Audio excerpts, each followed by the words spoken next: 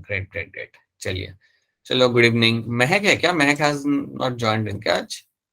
Mahak Mahak Mehak, no Mehak. Alright, Riya is also not there.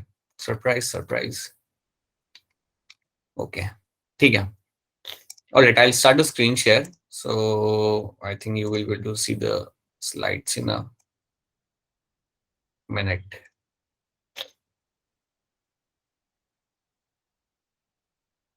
Sir आपने क्या क्या बनाया है? Breathing and exchange of gases हम लोग चालू कर चुके बेटा, उसके हमारे 2 लेक्चर हो चुके हैं और अभी हम लोग मैकेनिज्म ऑफ ब्रीदिंग के अंदर हम लोग यहाँ पे ध्यान दे रहे हैं, उसको हम यहाँ पे पढ़ रहे हैं। So that is something we are actually studying right now, वो हम कर रहे हैं।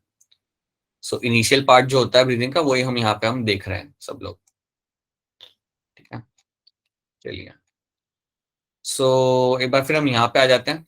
ये स्लाइड से मैं चालू करता हूँ, ये स्लाइड से मैं आगे बढ़ना यहाँ पे चालू करता हूँ। तो ये स्लाइड के अंदर आपको यहाँ पे ये दिख रहा है। Okay, someone is asking something. Alright बेटा, यू, हाँ जी, कोई क्वेश्चन हो तो आप डायरेक्टली पूछ सकते हैं, you don't have to raise your hand, ठीक है। Yes, just wait a minute sir, हमारे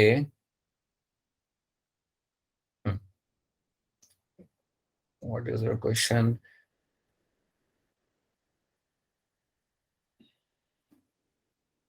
can't see the question right now. Okay, I will get back to you, wait. Sir हमारे भी एग्जाम लगने वाले हैं, पर उसमें एक भी हॉलीडे नहीं है। Okay, alright Ankita. Oh, again you have exam, too many exams you have, ठीक है। सो लास्ट क्लास में देखा था that you have your like, आपके पास एल्वेलाई का नंबर काफी ज्यादा है। आपके जो एल्वेलाई का नंबर है यहाँ पे आपका इट विल बी लाइक रफली around like 300 million, that is the number of alveoli you have. इतने एल्वेलाई आपको मिल जाएंगे आपके लंग्स के अंदर। आपके जो एल्वेलाई होते हैं उसमें जो एपिथेलियम वो आपको मिलता है, वो आपका होता है स्क्वैमस एपिथेलियम, राइट। और यहाँ पे आपको काफी अच्छा ब्लड सप्लाई देखने के लिए आपको यहाँ पे मिल जाता है, ठीक है। आपको एल्वेलाई के अंदर एक स्ट्रक्चर मिलता है, आई वुड से एक सब्सटेंस मिलता है, जिसे हम बोलते हैं हमारा लेसिथिन। और लेसिथिन का काम होता है to lower down the surface tension. ये सरफेस टेंशन को यहाँ पे कम करता है। क्या कोई किसी को याद है कि लेसिथिन का एडवांटेज क्या होता है, इसका एक पर्पस क्या होता है एल्वेलाई के अंदर? Avoid collapsing of alveoli. Very true, बिल्कुल सही। It is going to avoid the collapsing of the alveoli. आपका एल्वेलाई यहाँ पे कोलैप्स होने से आपका बचेगा बिकॉज ऑफ द लेसिथिन। उसके बाद हमने बात किया था something in terms of your mechanism of breathing को लेके। तो यहाँ पे हम ये देख रहे हैं कि हम पहले हम बात करते हैं अबाउट इंस्पिरेशन, और जब हम इंस्पिरेशन की बात कर रहे थे यहाँ पे, तो यहाँ पे आपका होगा contraction of diaphragm and contraction of my external intercostal muscle. ये दो चीजें आपकी करती है कॉन्ट्रैक्ट, और ये जब दो चीजें आपकी कॉन्ट्रैक्ट करती है तब आपका थोरैसिक कैविटी इंक्रीज होगा। तो आपको हमेशा याद रखना है कि जब भी मेरा डायफ्राम कॉन्ट्रैक्ट करेगा वो आपका हो जाएगा flat. The diaphragm will become completely flat. जो आपका डायफ्राम यहाँ पे, वो जो डोम शेप का डायफ्राम डायफ्राम आपके पास है, वो आपका नीचे आ जाएगा और हो जाएगा फ्लैट। और जब आपके एक्सटर्नल इंटरकोस्टल मसल कॉन्ट्रैक्ट करेंगे तो आपका रिब केज जो आपका होगा, जो आपके जो पूरा रिब केज जो आपका होगा, वो अपवर्ड और आउटवर्ड बाहर निकलेगा। So it will come out upward and outward. और जब ऐसा होता है, याद रखना, थोरैसिक कैविटी आपके यहाँ पे इंक्रीज होगी, लेकिन लंग्स के अंदर जो एयर प्रेशर होगा वो आपका यहाँ पे क्या होगा, डिक्रीज होगा, इंक्रीज होगा? डिक्रीज। डिक्रीज। बिल्कुल सही। लंग के अंदर एयर प्रेशर जो आपके यहाँ पे होगा वो आपके यहाँ पे होगा decrease. So air pressure within the lungs is going to decrease, जिसे हम बोलते हैं हमारे यहाँ पे intra pulmonary pressure will decrease. Thoracic cavity आपकी इंक्रीज हो रही है, बट आपका एयर प्रेशर लंग्स के अंदर आपके यहाँ पे डिक्रीज हो रहा है।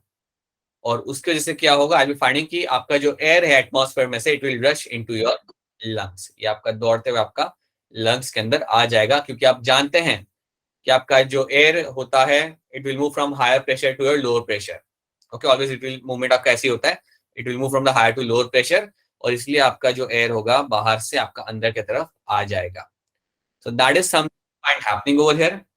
Good evening to the people who have just joined in, जो अभी अभी हमारे साथ ज्वाइन कर रहे हैं उनको हाय गुड इवनिंग, ठीक है। हम लाइक रिवाइज करें जो हमने लास्ट क्लास में किया था, and that's what you find happening over here. ये चीज आपको यहाँ पे होते हुए आपको दिख जाएगी, ठीक है। तो ये हमने देखा था इन टर्म्स ऑफ माय इंस्पिरेशन। तो याद रखना, इंस्पिरेशन के दौरान आपका कॉन्ट्रैक्शन होता है आपके डायफ्राम का और आपके एक्सटर्नल इंटरकोस्टल मसल्स का, they will undergo contraction, right. तो यहाँ पे कुछ चीजें लिखी हुई है, फटाफट से देख लेते हैं कि इंस्पिरेशन के टाइम क्या होता है। डायफ्राम अंडरगोज कॉन्ट्रैक्शन, पहली चीज। External intercostal muscle undergoes contraction and pulls the ribs and sternum outward and upward, ठीक है।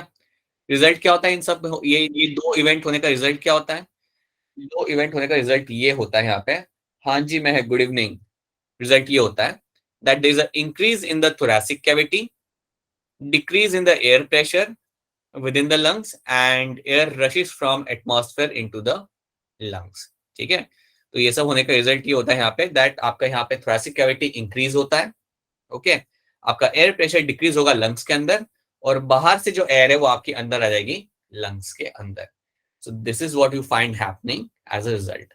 तो ये है मेरा यहाँ पे inspiration and that is something you have to remember, ठीक है।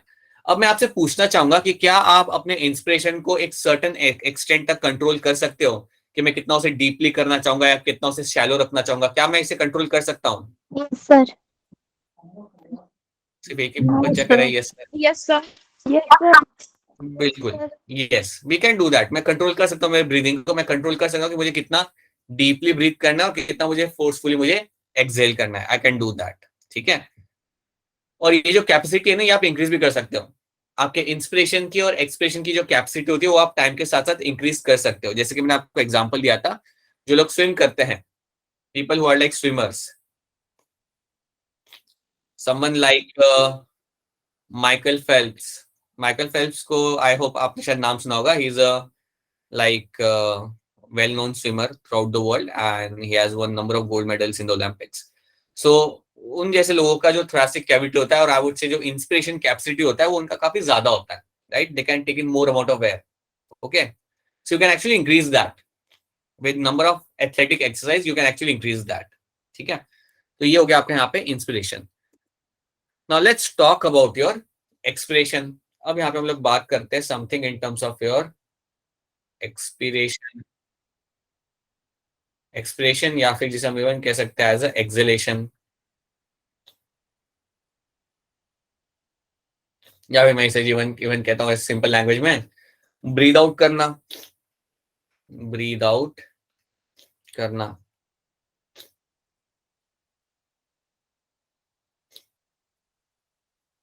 Excuse me, alright. तो जब मैं बात करता हूँ एक्सप्रेशन की, ये काफी सिंपल प्रोसेस होता है। Basically expression is going to be your, it's a passive process, it's a passive process. तो अगर देखा जाए तो इस प्रोसेस के दौरान क्या होगा कि आपका जो डायफ्राम था it will relax back. Diaphragm जिसने कॉन्ट्रैक्ट किया था during inspiration, it will relax back. याद रखना जो डायफ्राम आपका पहले वाले स्लाइड के अंदर यहाँ पे जो आपका यहाँ पे कॉन्ट्रैक्ट किया गया था ड्यूरिंग इंस्पिरेशन, वो अब रिलैक्स कर जाएगा, वो अब रिलैक्स कर जाएगा यहाँ पे। So let's see, your diaphragm is something which is going to relax. So ये आपका रिलैक्स करेगा, इट विल रिलैक्सेस इटसेल्फ। अब जब डायफ्राम मेरा रिलैक्स करेगा तो क्या होगा, आपका ये फ्लैट डायफ्राम यहाँ पे है, you have assume you have a flat diaphragm यहाँ पे, ओके। आपका फ्लैट डायफ्राम यहाँ पे आपका बैठा हुआ है। आफ्टर योर इंस्पिरेशन जैसे ये रिलैक्स करता है तो इसका नॉर्मल पोजीशन ही अटेंड कर लेगा, it will attend back the normal position. और नॉर्मल पोजीशन की क्या होगी, वो आपकी ऐसी होगी, डोम शेप। राइट। तो बिल्कुल मुझे वो डोम शेप यहाँ पे स्ट्रक्चर आपको देखने के लिए यहाँ पे मिल जाएगा, ठीक है। I will get to see this dome shape structure, मुझे यहाँ पे देखने के लिए आपको मुझे मिल जाएगा, right. So that is what I will be finding happening over there, कि जब मेरा डायफ्राम रिलैक्स करता है तो उसका ये नॉर्मल शेप मुझे यहाँ पे मिल जाएगा। So it is going to be relaxing itself, so it relaxes itself, तो वापस डोम शेप स्ट्रक्चर आपको यहाँ पे दिख जाएगा। That's one thing.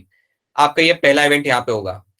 दूसरा इवेंट आपका होगा कि आपके जो एक्सटर्नल इंटरकोस्टल मसल थे वो भी आपके रिलैक्स कर जाएंगे।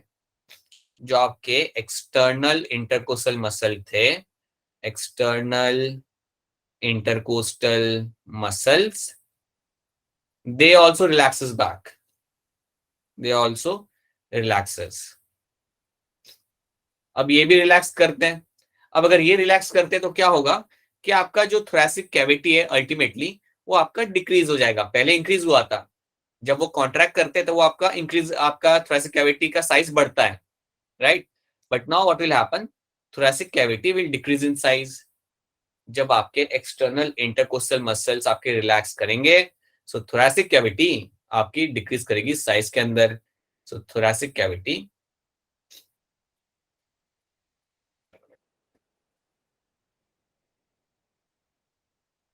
thoracic cavity will decrease in size। अब आपको ये चीज समझनी है, यहाँ पे जो कुछ भी हो रहा है वो बिल्कुल उल्टा हो रहा है टू द इंस्पिरेशन। यहाँ पे जो कुछ भी आपको देखने के लिए यहाँ पे मिल रहा है दैट इज ऑल हैपनिंग बिल्कुल opposite to the inspiration. Inspiration के दौरान आपकी थोरैसिक कैविटी इंक्रीज करती थी साइज में, यहाँ पे वो डिक्रीज कर रही है। यहाँ पे भी जो थोरैसिक कैविटी है वो आपके यहाँ पे कर रही है डिक्रीज। और वो सब क्यों हो रहा है? बिकॉज आपका डायफ्राम रिलैक्स कर गया, आपके जो एक्सटर्नल इंटरकोस्टल मसल्स थे वो भी आपके रिलैक्स कर गए। तो जैसे आपका थोरैसिक कैविटी डिक्रीज होगा तो याद रखना कि आपका जो लंग्स के अंदर एयर प्रेशर होगा वो अब थोड़ा सा बढ़ जाएगा। So now the things will be different. तो इसको हम यहाँ पे देखते हैं कि जब आपकी थोरैसिक कैविटी डिक्रीज होती है, when your thoracic cavity decreases, जब ये आपकी डिक्रीज करेगी तो क्या होगा आपके लंग्स के अंदर? तो इसकी वजह से ऐसा होता है कि आपका जो लंग्स के अंदर जो एयर प्रेशर है वो थोड़ा सा आपका यहाँ पे इंक्रीज कर जाएगा। So you will find your intra pulmonary pressure, intra pulmonary pressure will increase.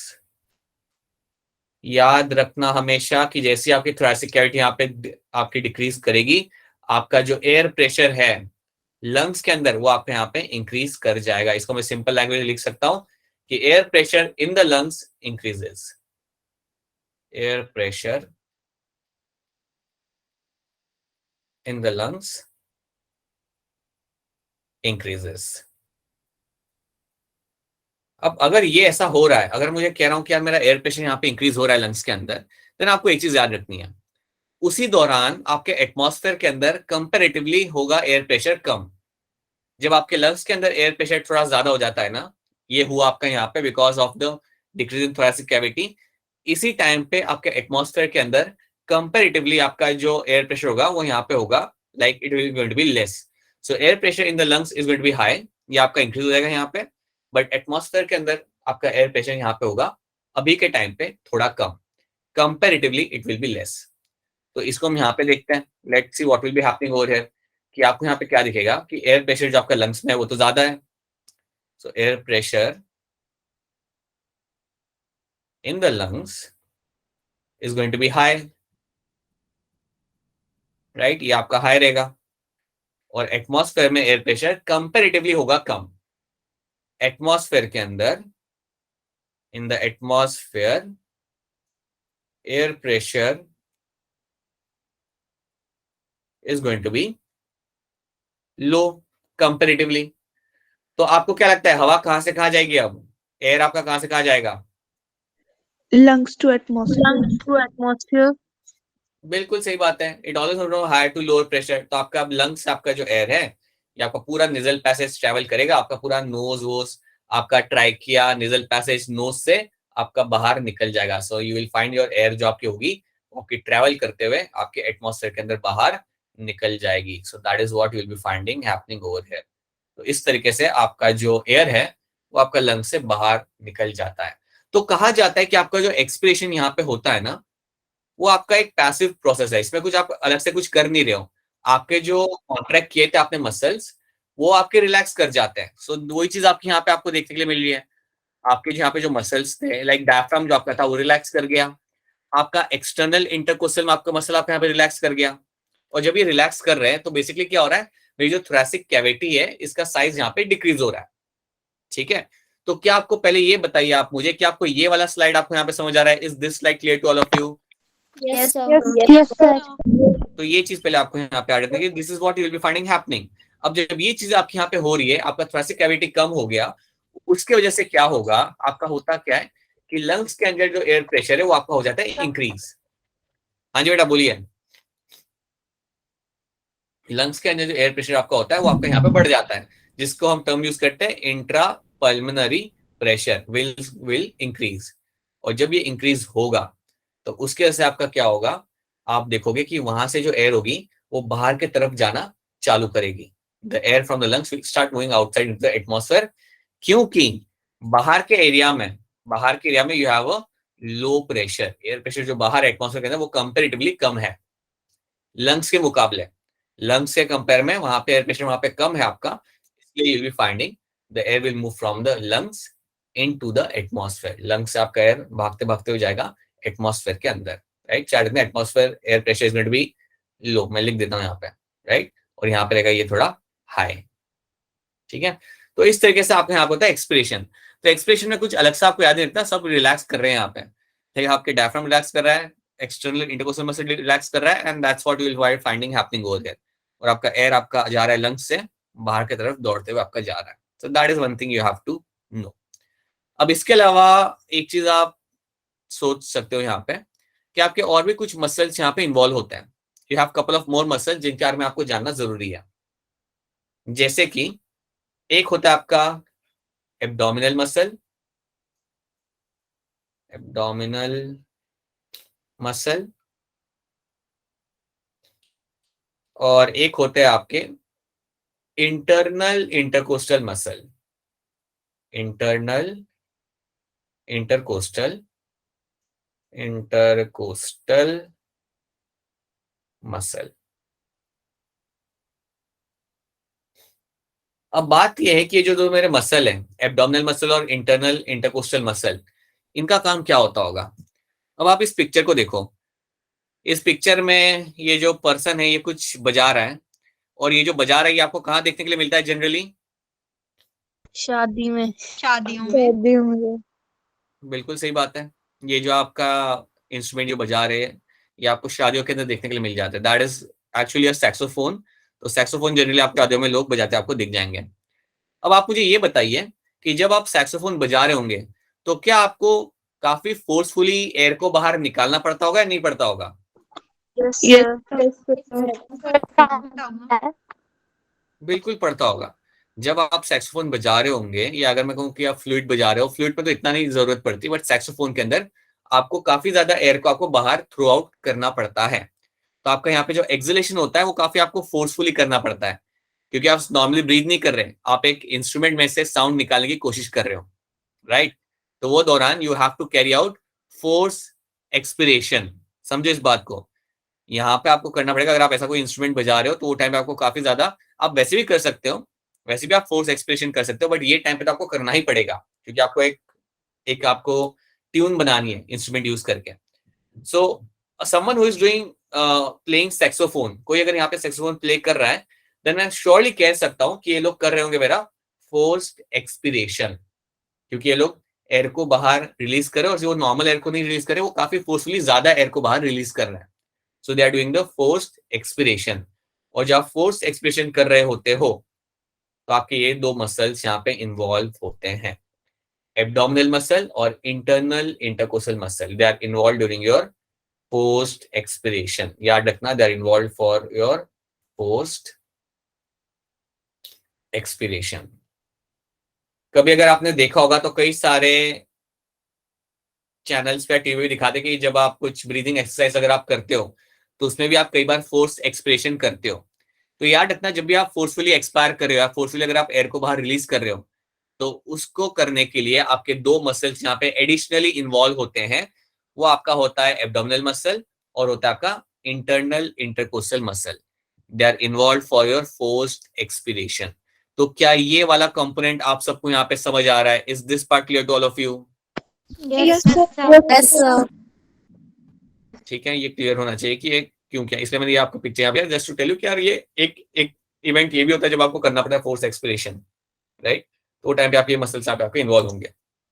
So that is something you have to know. Now यहाँ पे मैं बस आपको एक पिक्चर दिखाना चाहूंगा, ये वाली पिक्चर के अंदर यहाँ पे है। सो ये तो मैंने आपको बता दिया फोर्स एक्सप्रेशन वाली बात। So you can see the muscles यहाँ पे, they are all my intercostal muscles. ये जो मसल्स आपको दिख रही है इसके पीछे, they are my all my intercostal muscles. ये जो बीच में जो आपको बोन दिख रही है ये होता है मेरा यहाँ पे sternum, that bone over here is called as my sternum. अच्छा, आपको डॉर्सल वेंट्रल मालूम है क्या होता है? डॉर्सल वेंट्रल क्या होता है मालूम है ना आपको? Yes sir. यस अगर मैं 5th फ्लोर से किसी डॉग के ऊपर अगर पत्थर फेंक के मारूं तो डॉर्सल साइड पे लगेगा या वेंट्रल साइड पे लगेगा? डॉर्सल। डोर्सल साइड लगे। डॉर्सल साइड पे लगेगा। जो आपका जो बैक वाला जो एरिया होता है बेटा वो आपका रहता है डॉर्सल साइड, और जो आपका आगे वाला जो एरिया आपका रहेगा यहाँ पे आपका रहेगा वेंट्रल साइड। ठीक है, सो याद रखना डॉर्सल वेंट्रल क्या होता है, कभी कोई गड़बड़ मत करना डॉर्सल वेंट्रल के अंदर। ठीक है, सो क्रोकोडाइल को जब तुम देख रहे होते हो तो उसका जो ऊपर वाला जो पार्ट होता है दैट्स अ डॉर्सल साइड, और नीचे वाला जो पार्ट होता है जिसको तुम जो आपको दिखेगा नहीं जो व्हाइट कलर का होगा दैट्स अ वेंट्रल साइड।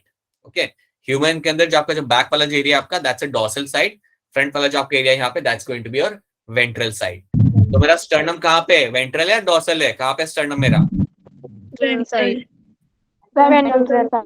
ये आपका वेंट्रल साइड पे है, राइट। और डॉर्सल साइड पे आपको आपकी बैकबोन मिलती है, डॉर्सल साइड पे you will get to see your backbone can be seen over here. ठीक है, and you have the rib cage over here.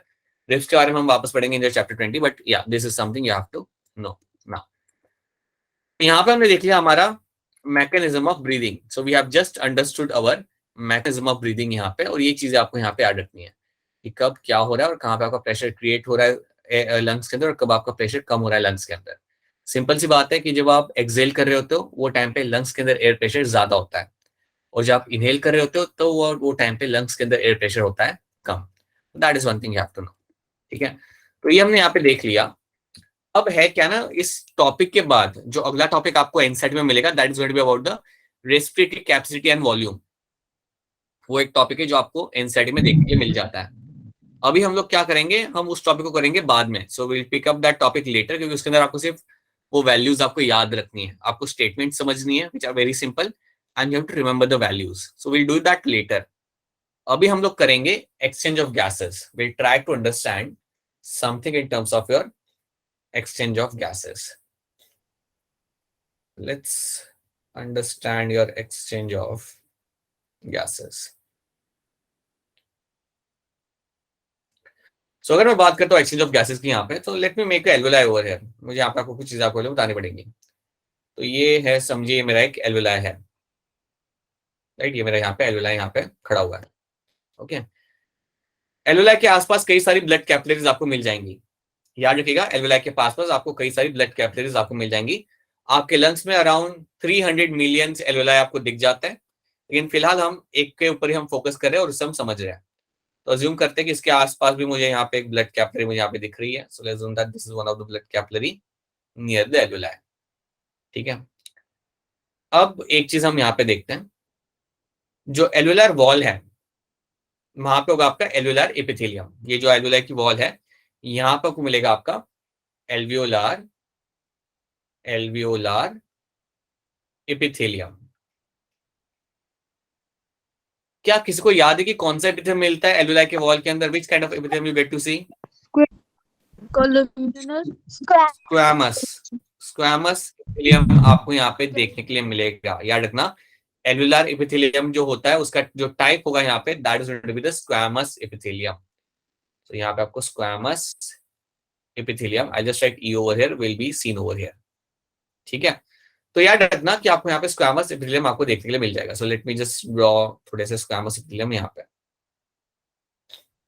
तो ये मुझे यहाँ पे देखने के लिए मिल जाएंगे। अब आपको एक चीज हमेशा याद रखनी है बेटा, ये बड़ी इंपॉर्टेंट चीज है, आपने पढ़ी भी होगी और ये आपको हमेशा याद रखनी है कि जब भी आप बात करते हो एपिथेलियल टिश्यू की ना, समझो यहाँ पे एक एपिथेलियल टिश्यू मैं आपको बना के देता हूँ। समझिए आपका एक एपिथेलियल टिश्यू यहाँ पे आपकी एक लेयर में आपको यहाँ पे बना के देता हूँ। अब ये जो टिश्यू की लेयर है इसके नीचे आपको हमेशा देखने के लिए मिलेगा बेसमेंट मेम्ब्रेन। इसके नीचे आपको हमेशा देखने के लिए मिलेगा बेसमेंट मेम्ब्रेन। याद रखना, एपिथेलियम के नीचे आपको हमेशा देखने के लिए मिलता है बेसमेंट मेम्ब्रेन। याद रखना, always under the epithelium you will get to see the basement membrane. तो ये भूलना नहीं आपने, ये एक पर्टिकुलर कैरेक्टर है एपिथेलियल का, right. It is a character of a epithelial tissue कि उनके नीचे आपको हमेशा मिलता है देखने के लिए something known as your basement membrane. तो यहाँ पे भी आपको दिख जाएगी, आपका जो एलुलर एपिथेलियम है, जो आपका स्क्वैमस होता है, उसके नीचे भी आपको मिलेगा देखने के लिए आपका यहाँ पे बेसमेंट मेम्ब्रेन। ठीक है, अभी हमें पूरा नहीं बना रहा, लेकिन जानो, याद रखना है, it will be seen throughout the alveolar. तो सेकंड चीज जो आपको यहाँ पे याद रखनी है, that is going to be the basement membrane. तो ये है मेरा यहाँ पे बेसमेंट मेम्ब्रेन। अरे मेरी आवाज सबको आ रही है, नहीं आ रही? यस सर, आ रही है। Yes, sir. ठीक है, so that is something you have to know कि आपको यहाँ पे बेसमेंट मेम्ब्रेन देखने के लिए मिल जाएगा। something has happened to my phone right now। हाँ जी, तो this is something you get to see over here. हाँ ठीक है, चलो, सो यहाँ वो बेसमेंट मेम्ब्रेन ओवर हियर। अब उसके बाद आपको क्या दिखेगा ना यहाँ पे, अगर आप थोड़ा ध्यान से देखोगे तो एल्वेलाई और ये कैपिलरी जो है उसके बीच में आपको स्पेस दिख रहा है। एल्वेलाई और कैपिलरी के बीच में आपको यहाँ पे स्पेस दिख रहा है, and that space is called as my interstitial space. ये जो स्पेस बीच में आपको दिख रहा है यहाँ पे, इस स्पेस को मैं बोलूंगा यहाँ पे as a interstitial space. Interstitial space.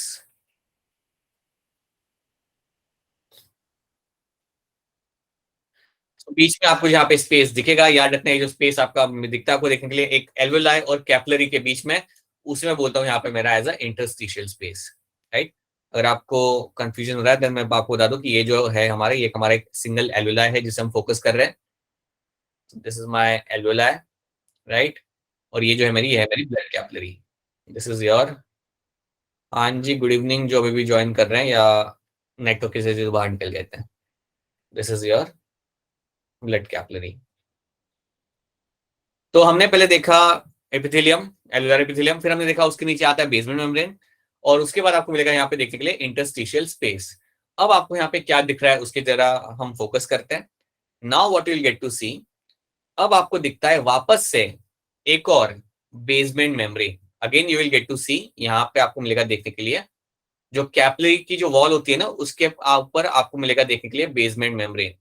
तो जो कैपिलरी है उसके ऊपर मिलेगा आपको देखने के लिए बेसमेंट मेम्ब्रेन, बट इसको मैं नाम दूंगा बेसमेंट मेम्ब्रेन ऑफ कैपिलरी, ताकि कंफ्यूजन ना हो। Basement membrane, membrane of capillary. तो आपको याद रखना है कि आपकी जो ब्लड कैपिलरी होंगी उनके अंदर भी आपके सेल्स होंगे, राइट, और उन सेल्स के आसपास भी आपको बेसमेंट मेम्ब्रेन आपको मिलेगा। तो याद रखना आपको, ये जो बेसमेंट मेम्ब्रेन आपको यहाँ पे दिखेगा उसको बोलते हैं हम लोग as a basement membrane of capillary. That's a basement membrane of your capillary, okay. और जो सेल्स मिलते हैं यहाँ पे, जो सेल्स आपको यहाँ पे दिख जाएंगे उनको हम बोलेंगे यहाँ पे हमारा एंडोथेलियम। जो सेल्स मुझे यहाँ पे दिख जाते हैं यहाँ पे, ये सेल्स है, they are the cells of the wall of the capillary. ये जो मेरे सेल्स है कैपिलरी के वॉल में मुझे दिख रहे हैं, and you call them as a endothelium. इनको मैं बोलूंगा यहाँ पे endothelium. Endothelium, thelium of capillary. तो आपको ये चीजें आपको यहाँ पे याद रखनी है, you have to know all those things. आपको सबसे पहले चालू करना है, आपका सबसे पहले जो आप चालू करोगे वो आप चालू करोगे from the epithelium, alveolar epithelium. Second चीज आपको क्या दिखेगी यहाँ पे, आपको दिखेगी यहाँ पे basement membrane of the alveolar epithelium. Third चीज जो आपको यहाँ पे दिख रही है वो आपको दिख रही है इंटरस्टिशियल स्पेस। उसके बाद आपको दिख रहा है यहाँ पे बेसमेंट मेम्ब्रेन ऑफ कैपिलरी। उसके बाद जो चौथी चीज आपको यहाँ पे दिख रही है that's a basement membrane of capillary. और पांचवी चीज जो आपको यहाँ पे दिख रही है that is going to be the endothelium of capillary. The fifth thing is going to be the endothelium of your capillary. ये आपको सीक्वेंस आपको यहाँ पे याद रखना है। ये सीक्वेंस आपको यहाँ पे याद रखना है कि यहाँ पे ये सीक्वेंस आपको यहाँ पे देखने के लिए मिलेगा। जो कैपिलरी है उसके जो सेल्स होते हैं उन्हें हम कहते हैं एंडोथेलियम, और उसका भी बेसमेंट मेम्ब्रेन आपको यहाँ पे दिख रहा है।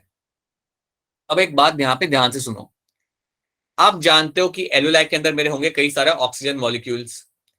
एल्वेओलाई के अंदर होंगे मेरे कई सारे यहाँ पे ऑक्सीजन मॉलिक्यूल्स मेरे यहाँ पे होंगे, और ये ऑक्सीजन मॉलिक्यूल्स जो मेरे एल्वेओलाई के अंदर होंगे ये यहां से ट्रेवल करके जाएंगे मेरे ब्लड कैपिलरी के अंदर। ये जाके ट्रेवल करके पहुंचेंगे ब्लड कैपिलरी के अंदर। अब आप ये चीज ध्यान से सुनो कि मेरे O2 को एल्वेओलाई से ब्लड कैपिलरी के अंदर जाने के लिए कई सारी चीजों को बाईपास करना पड़ेगा। मेरे O2 को वहां तक पहुंचने के लिए कई सारी चीजों से बाईपास करना पड़ेगा, कई सारी चीजों के ऊपर से जाना पड़ेगा, और वो चीजें कौन सी आपकी यहाँ पे, they are your alveolar epithelium, basement membrane, interstitial space, basement membrane of capillary and endothelium of capillary. इन सारी चीजों को क्रॉस करके मेरा जो O2 होगा वो मेरा ब्लड कैपिलरी के अंदर पहुंचेगा। तो क्या इतना आपको यहाँ पे समझ आया? Is this part clear to all of you? क्या ये वाले स्लाइड पे इतना कंपोनेंट आप सबको यहाँ पे समझ आ रहा है? Yes, sir. Yes, sir. Yes, sir. Yes, sir. Yes, sir. Right. तो ये चीजें अब देख बात ध्यान से सुनो, यहाँ पे इन सब चीजों को क्रॉस करना पड़ेगा O2 को, और उन सब चीजों को क्रॉस करके वो आपका आ जाएगा इनटू योर ब्लड कैपिलरी के अंदर, राइट। तो ये सारी जो चीजें आपके सामने है ना, ऑल दोस 5 थिंग्स जो हमने 5 चीजें यहाँ पे मेंशन की है, इनको हम कलेक्टिवली कहते हैं as a respiratory membrane. You call them as a respiratory membrane over here. We'll see that. So something which is written over here, you call them as a respiratory membrane. तो जो 5 चीजें जो हमने यहाँ पे mention की थी, the 5 things we have mentioned over here, इसको हम कलेक्टिवली कहते हैं यहाँ पे एज अ respiratory membrane. और इस रेस्पिरेटरी मेम्ब्रेन को ही आपको बाईपास करना होता है, इसको ही आपको ओवरकम करना होता है, या आपके O2 को इसको जंप करके आना होता है इनटू द ब्लड कैपिलरी के अंदर। तो याद रखिएगा, अगर आपसे कोई पूछे रेस्पिरेटरी मेम्ब्रेन के बारे में, तो आपको ये 5 चीजें याद रखनी है। एल्वुलर एपिथेलियम, देन उसका basement membrane, then interstitial space, then capillary का basement membrane, and then you have a capillary endothelium. These are the 5 things you have to know, और इनको हम बोलते हैं एज अ रेस्पिरेटरी मेम्ब्रेन। और इसकी thickness होगी अराउंड 0.2 mm, इसकी थिकनेस आपको मिल जाती है। ये होती है thickness of my respiratory membrane. So इसके ऊपर बेस कभी कोई क्वेश्चन आए, देन आपको वो संभालना आना चाहिए। यू शुड नो कि रेस्पिरेटरी मेम्ब्रेन के अंदर क्या क्या आता है, ठीक है। यहाँ पे इन्होंने थोड़ा पिक्चर अच्छे से बना हुआ है। सो दैट्स एल्वुलर एपिथेलियम, ये मेरा एल्वुलर एपिथेलियम यहाँ पे हो जाता है, ओके। उसके नीचे आपको मिलेगा basement membrane, and then you have a space between, that space is by interstitial space, that is your interstitial space. फिर वापस आता है आपका बेसमेंट मेम्ब्रेन, एंड देन फिर आपका आता है यहाँ पे एंडोथेलियम। ये जो सेल्स आपको यहाँ पे दिख रहे हैं, you call them as endothelium. So इतना आपको पहले इसके अंदर याद है। These are the things you have to know, ये सीक्वेंस आपको यहाँ पे याद रखना पड़ेगा, ठीक है। अब बिफोर गेटिंग इनटू दिस, एक चीज यहाँ पे हम इसको कवर कर लेते हैं। एक्सपिरेशन क्या होता है, या तो आपको पता चल गया, diaphragm undergoes relaxation, right. External intercostal muscle undergo relaxation and brings the thoracic cavity in the relaxed state.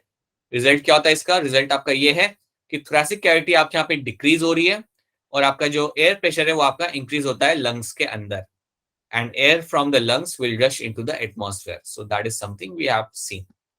उसके बाद ये आपका पिक्चर यहाँ पे आपको दिख रहा है। अब पिक्चर में यहाँ पे दिखाया जा रहा है, आप लोग मुझे बताओ कि पिक्चर में यहाँ पे दिख रहा है कि आपका जो डायफ्राम है वो नीचे आ रहा है, आपका जो डायफ्राम है वो यहाँ पे नीचे आ रहा है। तो आप क्या कह सकते हो यहाँ पे, क्या यहाँ पे इंस्पिरेशन हो रहा है, यहाँ पे एक्सपिरेशन हो रहा है? Inspiration.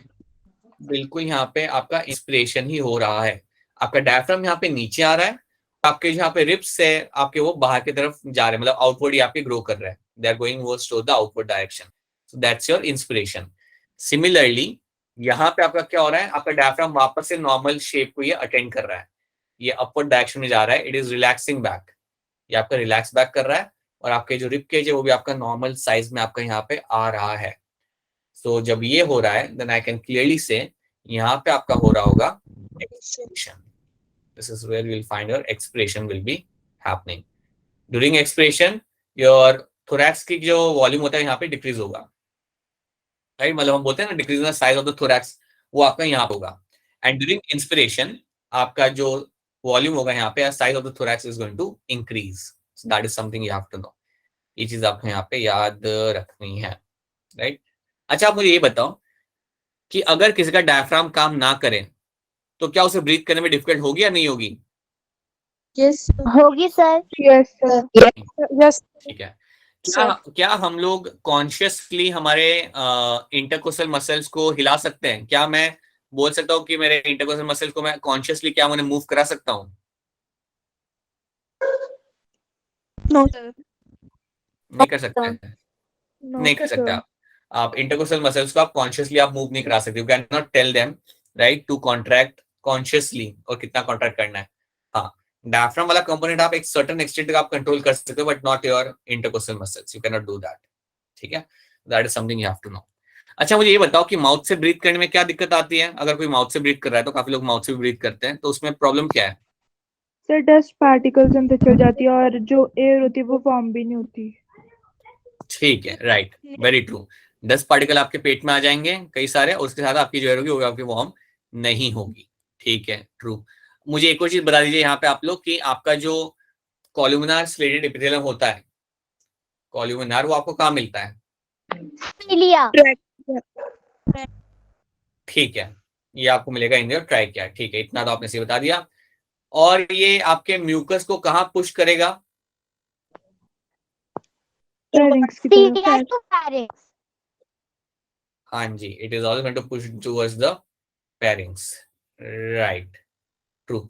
अब मुझे ये बता दो कि कौन सी कंडीशन के अंदर आपके जो ये सीलिया होंगे इस कॉलुमिनर एपिथेलियम के अंदर, ये आपके काम करना बंद कर देते बिल्कुल।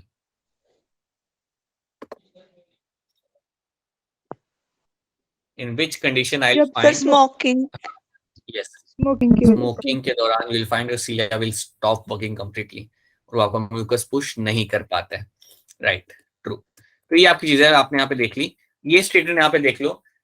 एक average human, normal healthy human normally 12 से 16 बार ब्रीथ करता है 1 मिनट के अंदर। Okay, so that is something he does in a normal condition. आप 12 से 16 बार आप यहाँ पे ब्रीथ करोगे 1 मिनट के अंदर। The volume of air involve in the breathing movement can be estimate by using the spirometer. आप कितना एयर आप ले रहे हो अंदर, राइट, उसको आप जज कर सकते हो, उसको आप समझ सकते हो using the spirometer, which helps in clinical assessment of pulmonary function, जो कई सारे डॉक्टर्स यूज करते हैं जानने के लिए कि आपकी ब्रीदिंग कैपेसिटी कैसी है। Okay, so that is something you do. याद रखना, ये जो ब्रीदिंग का जो नंबर यहाँ पे लिखा हुआ है, ये आपका इंक्रीज हो सकता है। यहाँ पे 12 से 16 टाइम यहाँ पे लिख के रखा हुआ है, but obviously in a certain state of condition ये नंबर आपका इंक्रीज हो सकता है। फाइट एंड फ्लाइट एक्सरसाइज के दौरान ये नंबर आपका काफी ज्यादा इंक्रीज हो सकता है। ठीक है, so that is something you have to know. Please याद रखिएगा क्या होता है मेरा यहाँ पे, रेस्पिरेटरी मेम्ब्रेन, और इस मेम्ब्रेन का जो थिकनेस होता है वो आपका होता है यहाँ पे 0.1 mm, राइट। और इसके अलावा एक और चीज आपको याद रखनी है, that solubility of carbon dioxide is 20 times more than the oxygen. जो सॉल्युबिलिटी होती है कार्बन डाइऑक्साइड की, वो काफी ज्यादा होती है कंपेयर टू योर ऑक्सीजन। और कितनी ज्यादा होती है? 20 times more than the oxygen. तो अगर देखा जाए ना इस एरिया के अंदर, तो CO2 को पास होना ज्यादा, like it will be easier for CO2 to pass. यहाँ पे CO2 आपका काफी जल्दी पास होगा from here to here compare to oxygen coming from here to here, क्योंकि CO2 की सॉल्युबिलिटी यहाँ पे काफी ज्यादा होती है compare to the oxygen. So that's one thing you have to know. कितनी ज्यादा होती है? 20 times more than the oxygen. So that is one thing you have to know.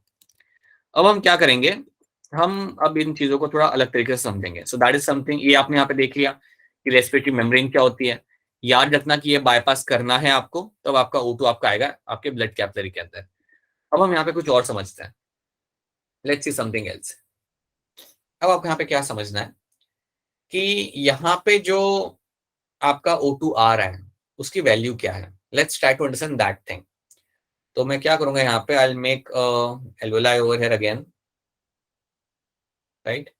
और एक काम करते हैं, यहाँ पे बनाते हैं हमारा एक blood capillary. Let's make a blood capillary over here.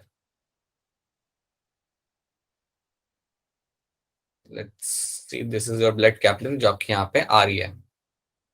Okay, अब आप मुझे ये बताओ कि यार आपके जो लंग्स होते हैं उसके अंदर O2 ज्यादा होगा या कम होगा? जनरली अगर देखोगे तुम किसी का लंग्स खोल के, तो उसमें O2 ज्यादा होगा या कम होगा? ज्यादा। ज्यादा ही मिलेगा आपको, याद रखना। आपके लंग्स होते हैं उसमें आपको O2, अगर आप कंपेयर करोगे दूसरे टिश्यू के कंपेयर में, तो लंग्स में तो O2 आपको ज्यादा ही मिलेगा, राइट। याद रखना आपको हमेशा कि पार्शियल प्रेशर जो O2 का होता है, partial pressure of oxygen in the lungs or in the alveoli right now is going to be around 104 mmHg. That's a unit. That's the unit for your pressure. So partial pressure of O2 in the lungs is going to be around 104 mmHg. ये आपका यहाँ पे इतना इसका pressure रहता है, इतना ये वैल्यू रहेगा आपके O2 का आपके लंग्स के अंदर या अभी एल्वेलाई के अंदर, right. That's the same thing. अब एक चीज यहाँ पे ध्यान से देखो, समझ लो कि यहां से आपका ब्लड आ रहा है, यहां से आपका ब्लड आ रहा है लंग्स के पास, और यहां से आपका ब्लड वापस जा रहा है लंग्स को मिलके हाई बोल के, वापस वहां से ब्लड आपका जा रहा है। तो लंग्स के पास जब ब्लड आ रहा होता है, ये जो ब्लड आपका यहाँ पे होगा, ये होगा मेरा डीऑक्सीजनेटेड ब्लड, डीऑक्सीजनेटेड ब्लड। ये जो ब्लड होगा मेरा, ये मेरा आएगा लंग्स के पास। This is something, this is a blood, ये कैपिलरी के अंदर जो ब्लड होगा ये आएगा लंग्स के पास। और यहां से जो मेरा ब्लड निकल रहा होगा, जो लंग्स को मिलने के बाद जो मेरा ब्लड जा रहा होगा वापस बॉडी की तरफ, यहाँ पे जो ब्लड होगा ये होगा मेरा oxygenated blood, right, it will be my oxygenated blood. तो एक बार फिर ध्यान से समझ लो यहाँ पे कि यहाँ पे मैं आपको दिखा देता हूँ। Let's make me some few RBCs over here. समझो यहाँ पे मेरे कुछ आरबीसी हैं, तो जब वो यहाँ पे आ रहे हैं ना, so they won't have much oxygen, but जो यहाँ से निकल के जा रहे होते हैं वापस, उनके पास काफी भर भर के उनके पास ऑक्सीजन यहाँ पे होगा, right. So now you have a blood coming towards the lungs and then moving away from the lungs. अब आपको याद क्या रखना है यहाँ पे, what you have to know over here is कि आपका जो पार्शियल प्रेशर होता है डीऑक्सीजनेटेड ब्लड के अंदर, वो आपका रहेगा कम, that is going to be around 40 mmHg। ये आपका रहेगा 40 mmHg। याद रखना, that's a partial pressure of oxygen in the deoxygenated blood. समझो इस बात को। तो ब्लड जब मेरा यहां से आ रहा है तो उसके अंदर आपको ऑक्सीजन कुछ नहीं है, बिल्कुल कम है, राइट। तो अगर इसके पास ऑक्सीजन कम है तो आप इतना तो समझ सकते हो कि यहाँ पे ऑक्सीजन ज्यादा है, यहाँ पे कम है, तो आपको ऑक्सीजन का मूवमेंट कहां से कहां पे होगा? It will happen from alveoli towards the blood capillary. It will happen from your alveoli towards the blood capillary. तो यहाँ पे जो मेरा जितना भी O2 मेरा यहाँ पे होगा, ये सारा मेरा यहाँ पे जाना चालू करेगा इनटू द ब्लड कैपिलरी। और जैसे ही वो मेरे ब्लड कैपिलरी के अंदर O2 जाएगा, मेरा ब्लड कैपिलरी जो होगा यहाँ पे, जो मेरा ब्लड होगा वो हो जाएगा मेरा ऑक्सीजनेटेड ब्लड। आपको ये नंबर आपको यहाँ पे याद रखना है, कई बार आपको क्वेश्चन इस नंबर के ऊपर बेस्ड आते हैं। So partial pressure of O2 in the alveoli is 40 mmHg and partial pressure of your O2 in the deoxygenated blood is around 40 mmHg। क्या इतना आपको यहाँ पे समझ आ रहा है? क्या यहाँ तक आपको ये वाली कहानी आपको समझ आ रही है? Yes sir. Yes, sir. Yes sir. पक्का? अगर कोई पार्ट इसमें रिपीट करने का, देन प्लीज बता दो, I can repeat all those things. If there is something you want me to repeat over here, then please go ahead and tell me so that मैं वो पार्ट रिपीट कर दूंगा। This is something you have to know, ये आपको समझना जरूरी है इसलिए, राइट। यहाँ से जो भी हम पोर्शन आगे पढ़ेंगे ना, आज का, कल का और परसों का स्पेशली, उसमें कई सारे कॉन्सेप्चुअल क्वेश्चंस आते हैं, कई सारे वो लोग क्रिटिकली थिंकिंग वाले कॉन्सेप्चुअल क्वेश्चन पूछते हैं नीट के अंदर। तो दैट इज समथिंग, उसके ऊपर इसको इसलिए you have to pay slightly more attention to those things, ठीक है। तो ये आपको यहाँ पे दिख रहा है। अब मेरे ये आरबीसी ऑब्वियसली जब यहाँ पे पहुंचते तो उनके पास ऑक्सीजन काफी हो चुका है, तो उनके पास ऑक्सीजन यहाँ पे काफी ज्यादा हो चुका है। तो यहाँ पे जो पार्शियल प्रेशर होगा O2 का, यहाँ पे मैं आपको बताऊंगा, यहाँ पे जो 95 mmHg।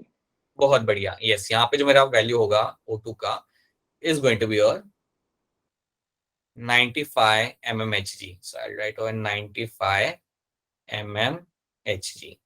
ये मेरा वैल्यू होता है मेरे ऑक्सीजनेटेड ब्लड का, याद रखना, that is the value of my, ये वैल्यू होगा मेरे O2 का in the oxygenated blood 95 mmHg। तो बिल्कुल आपका यहाँ पे जो ब्लड हो गया वो हो गया ऑक्सीजनेटेड, और ये अब जाएगा टिश्यूज के पास दौड़ दौड़ के, क्योंकि वहां पे जाके उसे ऑक्सीजन को सप्लाई करना है, राइट, ठीक है।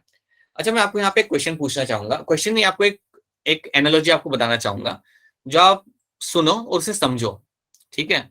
एंड बिकॉज ये एनालॉजी कुछ चीजें समझने में आपको हेल्प करेगी। लेट्स अज्यूम आप में से कोई एक बच्चा उठा लेते हैं हम लोग, let's assume we have a mug with us, right. तो अगर मैं महक को बोलूं कि एक बास्केट के अंदर 25 टेनिस के बॉल्स हैं, right, you have 25 tennis balls in a basket, okay, and let's make it a number around 100 tennis के बॉल्स है उसके बाद एक बास्केट के अंदर, और मैं उसे कहता हूं कि उसे 5 मिनट के अंदर इस बास्केट में से around I would say let's say 5 minute के अंदर उसे सारे के सारे बॉल्स बाहर निकाल के उसे फेंकने हैं, राइट। और सामने एक पॉन्ड है, समझो बाहर सामने एक पॉन्ड है, उसे वो पॉन्ड के अंदर बॉल को फेंकना है। तो महक उन बॉल को पकड़ेगी, एक अच्छा सा ग्रिप लेगी, हैंड को लाइक पूरा स्ट्रेच करेगी and then will start throwing that ball into the pond, ठीक है। So that is something she will do, right. और ऐसे करेगी वो, और अपने 5 मिनट के अंदर, राइट, अपने जो भी 100 बॉल्स उसके अंदर होंगे बास्केट के अंदर, उन्हें वो फेंक देगी, राइट, आराम से पकड़ेगी, ग्रिप लेगी, फेंकेगी, ओके। तो ये कंडीशन आपकी हो गई, ये एक आपका पार्ट हो गया स्टोरी का। Yes sir. दूसरा पार्ट यहाँ पे ये है कि सेम महक को मैं देता हूं अपने 100 balls in your 100 tennis balls in your basket. Okay, और अब मैं उसे बोलता हूँ कि ये 100 बॉल्स को उसे बाहर निकाल के पानी में डालना है इन द 30 सेकेंड्स के अंदर। तो आपको क्या लगता है वो कैसे उन्हें फटाफट कैसे फेंकेगी उन्हें वो पकड़ के? ज्यादा बॉल पकड़ के। हाँ, ज्यादा बॉल पकड़ के डालेगी, एक तो ये एक चीज कह सकते हो वो। और क्या वो पूरा ऐसे लाइक पूरा हैंड स्ट्रेच करके डालेगी, ग्रिप लेके डालेगी, या वो बस निकाल के फेंकेगी सिर्फ? निकाल के फेंकेगी। बिल्कुल, उसने कुछ ज्यादा टाइम लगाना है नहीं, उसने कोई ऐसे पकड़ के पूरा ग्रिप लेके पूरा थ्रो नहीं करेगी, वो फटाफट हाथ में लेगी और देखेगी भी नहीं पानी की तरफ। आई वुड से बस वो निकालेगी, ग्रिप ग्रिप उसका स्ट्रांग नहीं होगा, वो उठाएगी फेंकेगी, right? It won't have a strong grip on that.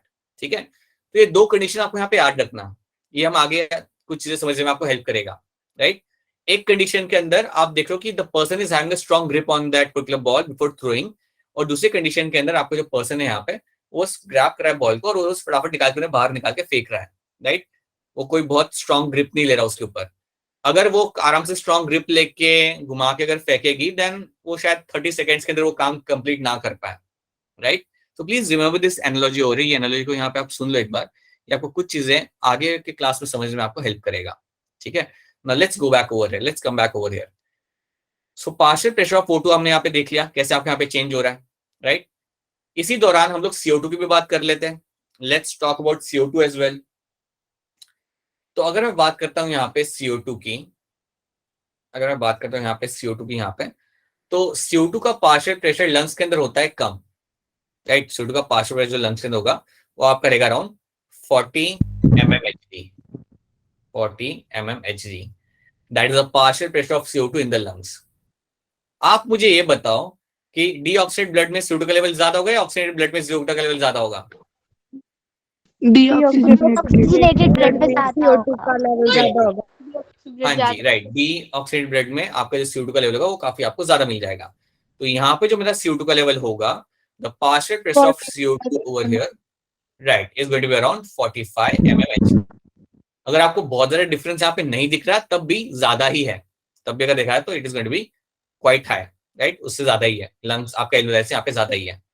तो अगर यहाँ पे CO2 का लेवल आपका इतना होता है आपके डीऑक्सीजनेटेड ब्लड के अंदर, देन आप समझ सकते हो कि आपका जो वो CO2 है यहाँ पे आपका काफी इजीली आपका ट्रेवल करके यहाँ पे आ जाएगा, बिकॉज आप जानते हो it moves from the higher to lower pressure.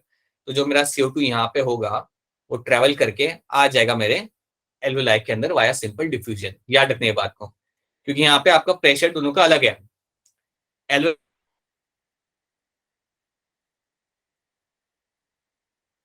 में कम है, आपके ब्लड का एल्वेलाई है। So that is how your CO2 will get transported. यहाँ पे आपका इस तरीके से CO2 का एक्सचेंज यहाँ पे होगा, ठीक है? उसी तरीके से आपको यहाँ पे क्या दिखेगा कि जब मेरा ब्लड आगे पहुंच चुका होगा तो यहाँ पे भी उसकी वैल्यू चेंज हो जाएगी। किसकी वैल्यू चेंज होगी? CO2 की वैल्यू यहाँ पे चेंज हो जाएगी। तो यहाँ पे जो पार्शियल प्रेशर होगा CO2 का वो आपका 45 नहीं रहेगा। तो partial pressure of CO2 in my oxygenated blood is going to be around 40 mmHg, 40 mmHg। याद रखना ये बात को, क्या जो ऑक्सीजनेटेड आपका जो ब्लड होता है उसमें CO2 का वैल्यू होता है काफी कम, अराउंड 40 mmHg। ऑक्सीजन का होता है आपका 95 mmHg, राइट? और सेम चीज अगर आप देखते हो इसके अंदर in the deoxidated blood, then you will have 40 mmHg O2 का वैल्यू होता है और 45 mmHg होता है CO2 का वैल्यू। तो ये जो वैल्यूज है आपके यहाँ पे ये आपको याद रखने पड़ेंगे। These are the values you have to remember. अब आप मुझे ये बताओ, अब आप ये सोचो कि अगर मेरे यहाँ पे आपका जो लंग्स है, अगर उसके अंदर आपके जो पार्शियल प्रेशर CO2 का है वो अगर बढ़ जाता है, समझिए हो गया यहाँ पे 50 mmHg का, तो क्या दिक्कत आ सकती है? सोचो, अगर मेरा जो पार्शियल प्रेशर CO2 का यहाँ पे एल्वेलाई के अंदर, इमेजिन कर लो एक सेकंड के लिए कि आपका हो गया 50 mmHg, तो क्या दिक्कत आ सकती है यहाँ पे आपकी? सर ब्लड कैपिलरी से CO2 उधर नहीं आएगी। बिल्कुल सही। अगर ये मेरा हो जाता है ना, समझो इमेजिन कर लो कि अगर यहाँ पे 50 हो गया CO2 का वैल्यू, अगर यहाँ पे पार्शियल ऑफ CO2 आपका हो जाता है अराउंड 50 जितना, अगर आपका यहाँ पे हो जाता है, राइट? तो ऑब्वियसली बात है कि ब्लड कैपिलरी से CO2 यहाँ पे आएगा नहीं, बल्कि पता है क्या होगा, आपका CO2 एल्वेलाई से जाएगा ब्लड कैपिलरी के अंदर. Try to understand this thing. समझ आ रही है बात? अगर यहाँ पे अगर आप CO2 का वैल्यू अगर आपका यहाँ पे बढ़ जाता है ना, then what can potentially happen that आपका जो CO2 है वो बल्कि यहाँ से आपका ब्लड कैपिलरी में जाना चालू करेगा. क्या ये वाला कंडीशन आपको यहाँ पे समझ आ रहा है? What is happening over here? अगर CO2 का वैल्यू में बढ़ा देता हूँ यहाँ पे, पूरी चीजें यहाँ पे बदल सकती है. और अगर CO2 यहाँ पे जाने लगा ना ये साइड से इस डायरेक्शन में, then it can be fatal. Then it is something which can be fatal. कभी आपने सुना होगा, कभी आपने पढ़ा होगा कि कई बार लोग कहीं पे आग लगती है ना, तो उस कंडीशन में जहां पे इतना धुआं होता है, they are not able to breathe ultimately and they end up dying over there. तो कार्बन मोनोऑक्साइड की वजह से उनके यहाँ पे डेथ हो जाती है, राइट? वो क्यों होती है, that is will get to see later. वो आपको बाद में आगे समझ आएगा. बट याद रखना, अगर आपके गैसियस एनवायरमेंट के अंदर ये चेंज होता है ना, अगर ये वैल्यू प्रेशर का, एयर प्रेशर का value, it can become something which can be deadly to a person. ठीक है, बट तुम्हें ये कंडीशन अभी, ये तो सिर्फ एक कंडीशन हमने बताई थी कि ये हो सकता है, बट तुम्हें याद नहीं रखना है. तुम्हें याद रखना है ये वैल्यूज जो आपको यहाँ पे दे के रखी हुई है. याद रखना एल्वेलाई में कितनी वैल्यू है, राइट? अगर तुम्हें एल्वेलाई की वैल्यू याद नहीं रहती ना, इतना याद रख लो. एक काम करो, इसको हटा दो. इसको अगर भूल भी जाओगे ना तुम 5 ऑफ CO2 को यहाँ पे, तब भी चलेगा. इसको अगर तुम यहाँ पे इसको ये वाले पार्ट को निकाल लेते हो ना CO2 को, तब भी कोई बात नहीं. इतना रहता है कि CO2 का वैल्यू होता है कम. CO2 का वैल्यू काफी कम रहता है इन योर पर्टिकुलर एल्वेलाई, और इसलिए आपका CO2 वहां पे मूव कर जाएगा काफी इजीली. ओके, बट उसके अलावा जो भी वैल्यूज है आप यहाँ पे याद रखेंगे. All the values you have to know over here कि ऑक्सीजनेटेड ब्लड में कितना है और डीऑक्सीजनेटेड ब्लड में आप यहाँ पे कितना है. तो यहाँ पे आपका हो रहा है exchange of gases between the alveoli and the blood capillary. यहाँ पे आपका एक्सचेंज ऑफ गैसेस आपका हो रहा है between the alveoli and the blood capillary. और ये ब्लड कैपिलरी मुझे मिल रही है लंग्स के पास. ये ब्लड कैपिलरी मुझे लंग्स के पास मुझे मिल रही है, इसलिए मैं इस कैपिलरी को बोलूंगा यहाँ पे पल्मोनरी कैपिलरी. याद रखना, ये जो कैपिलरी जो मुझे यहाँ पे मिल रही है ना, इसको मैं बोलूंगा यहाँ पे पल्मोनरी कैपिलरी. Pulmonary capillary. क्या ये वाली बात सबको समझ आई मैंने क्या बोला अभी? Yes sir. Yes sir. Right. जो कैपिलरी मुझे यहाँ पे लंग्स के पास मिल रही है, इसको मैं बोलूंगा यहाँ पे पल्मोनरी कैपिलरी. और ये तो मेरा यहाँ पे एल्वेलाई यहाँ पे खड़ा हुआ है. This is my alveoli. So याद रखना, यहाँ पे एक्सचेंज हो रहा है between the alveoli and the pulmonary capillary. Pulmonary मतलब लंग्स के लिए हम टर्म यूज करते हैं यहाँ पे pulmonary, right? So that's pulmonary capillary over here. तो इतना ही आपको यहाँ पे याद रखना है. This is only thing you have to know फिलहाल के लिए, राइट? अच्छा, बिफोर वी रैप अप, मैं आपको बताना चाहूंगा कि आपका जो अपकमिंग संडे है उसमें जो आपका टेस्ट रहेगा, that is going to be your cell the unit of life. ठीक है, ये वाला आपका रहेगा test for your upcoming Sunday. Chapter test आपका होगा, तो आपको 40 क्वेश्चंस मिलेंगे. ओके, और before the test will be giving you few questions based on assertion and reason, ताकि उसके ऊपर like you have a strong grip on that, right? That is something we'll be doing over here. Now, let me just wait a minute. All right.